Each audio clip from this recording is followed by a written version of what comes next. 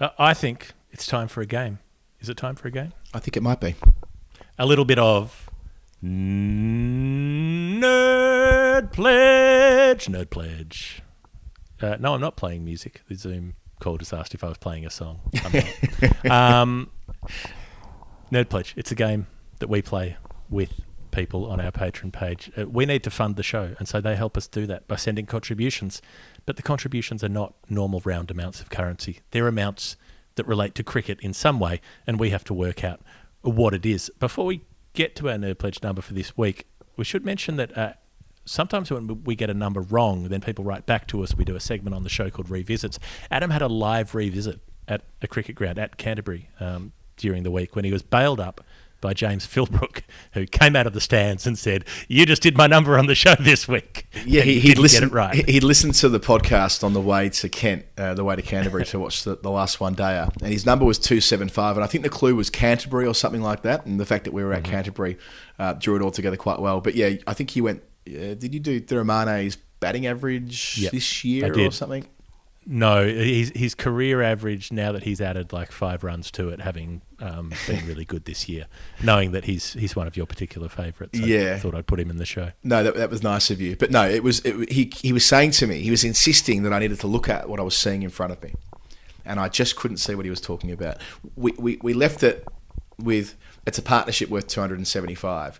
And I didn't clock that the original clue was to do with Canterbury. If I did, I would have pieced it together then and there that Tammy Beaumont, Canterbury's own, well, Kent's own, she's not from Canterbury specifically, but that's where the Kent club's based.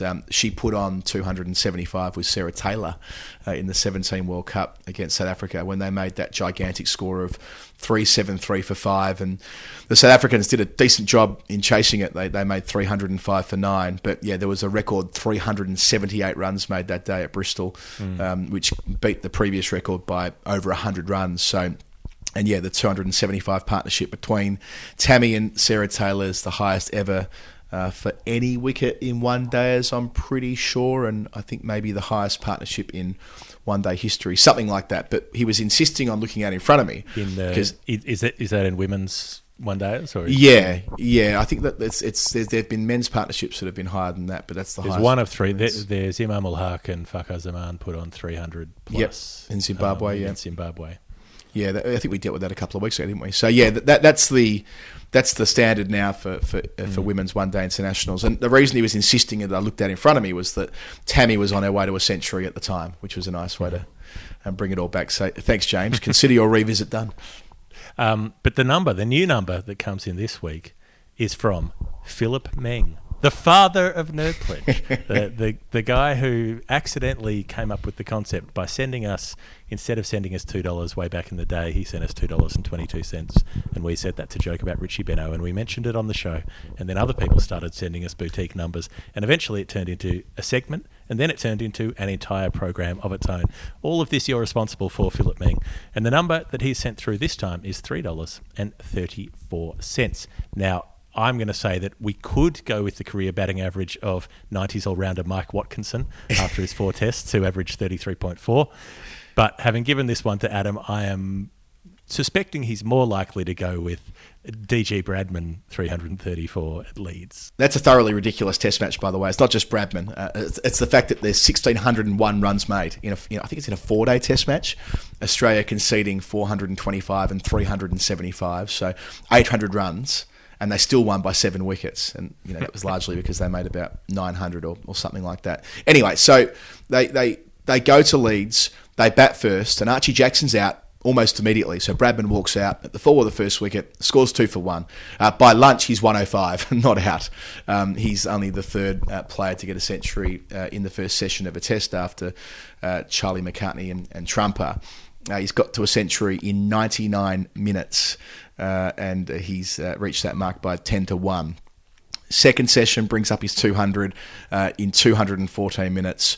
It wasn't long before he passed 223, which was the highest score made against England to that time. That was by George Headley the previous year. So it gives you, I suppose, a bit of a sense that these gigantic numbers were, they're big by today's standards, but by 1930 standards, they were just astronomical. They were out of control. Unprecedented. People didn't do this kind of thing, nor did they go on and bring up a triple hundred in the space of 316 minutes. By that point, his own highest score of the previous week at Lords had been overtaken. The Ashes record of Tip Foster, his 287 from Sydney on debut, was gone as well. By the close of play, he'd made 309 runs in the day. Still nobody has made more runs in a single day than that in 1930. The final run of that day gave him 2,000 for the tour by that point. Neville Cardus wrote, from the last ball of that day, Bradman, by a superb cover drive, a stroke handsome enough for any batsman who's ever done the honour to cricket, hit his 42nd boundary. That was a royal way to finish a day which Australia will not forget as long as the game is played and loved there. And true enough, so it goes nearly a century later. He came back the next morning to finish the job, knocking off Andy Sandham's 325, which was the world record from a couple of months earlier, the first triple hundred in Test cricket. And finally, Tate did get him for 334, caught from his 383rd delivery in the middle. They drew that Test match. England were following on.